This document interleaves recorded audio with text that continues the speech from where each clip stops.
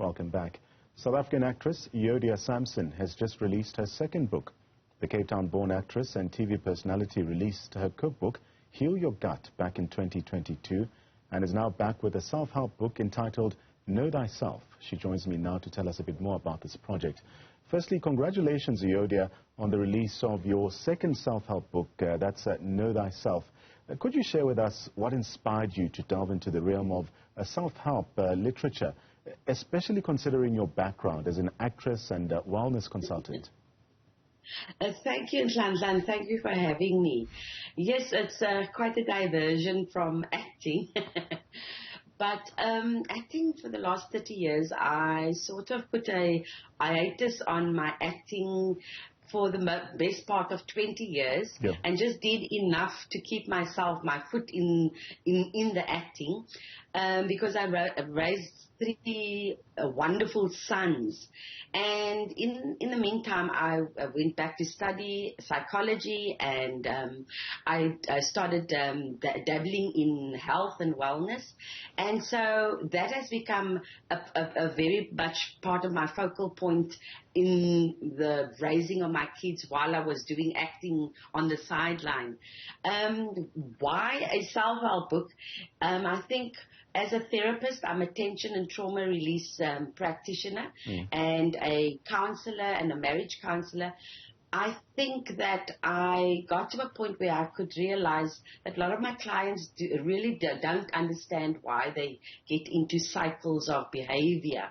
And that's the premise of why I thought, put a little book together so that you can try to understand why you are the way you are. Hence the Know Thyself. So your book is also described as semi-autobiographical and focuses on personal anecdotes, like you say, as well as self-discovery. Tell us a bit more about the transformative moment or realization from your own journey that really influenced the creation of this book.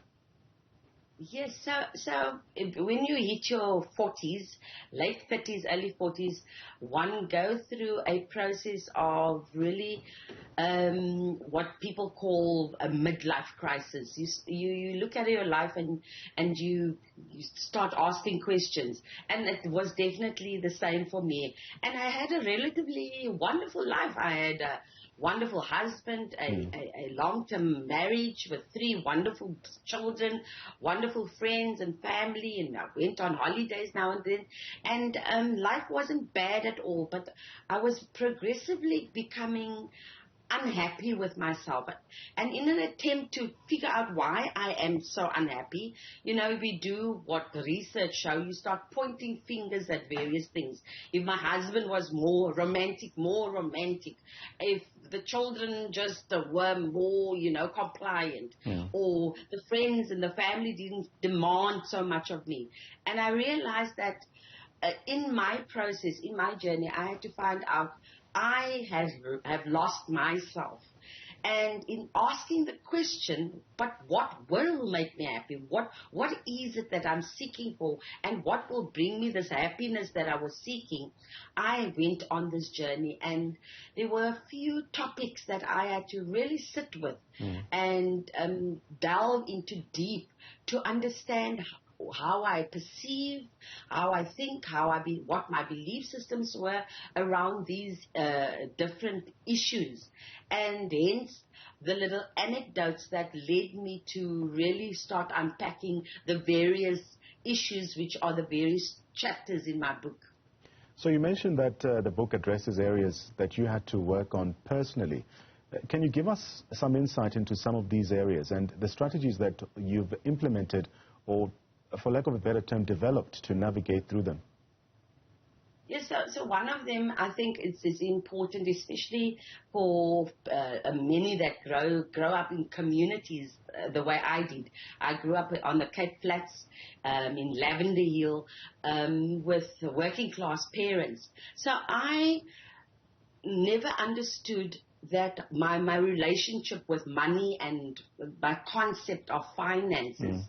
And and when I have money, it burns in my hand and I must spend it. I must just get rid of it. And then a vicious cycle of feeling bad that I spent it, and then the anxiety that I don't have money. And then I would go make money and spend it, and it would be a treadmill of anxiety and not having and then having. And sitting with this, I had to unpack, where did I see that money equates anxiety and stress?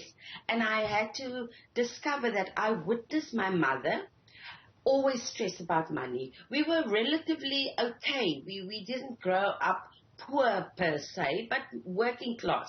And my mother always had a deep fear that the money would run out.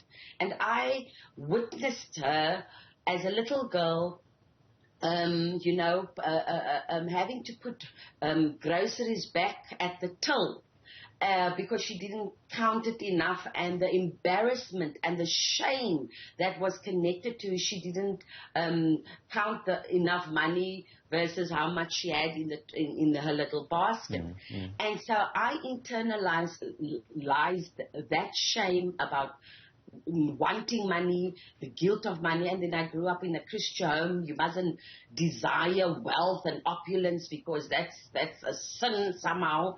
You must just be comfortable. These were my mother's words. I just want to be comfortable. I don't want to have wealth. And so I had to unpack that and ask questions for myself. Is this what I want for me? And understand it in that way. So this is the anecdotes that I had to sit with, go back to the root cause of my belief systems about relationships, about money and finances, about health and wellness. I had to go back to the root cause where I observed as a little girl and internalized these understandings and made it that became part of myself. And then asked myself as an adult person, do I want it? Does it work for me? Or do I create new ways of being with these various issues? Thank you so much for your time, Euodia, as we conclude our enlightening discussion with the celebrated South African actress and author Euodia Samson.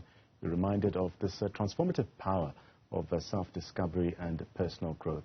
She was talking to us about her book, that is Know Thyself.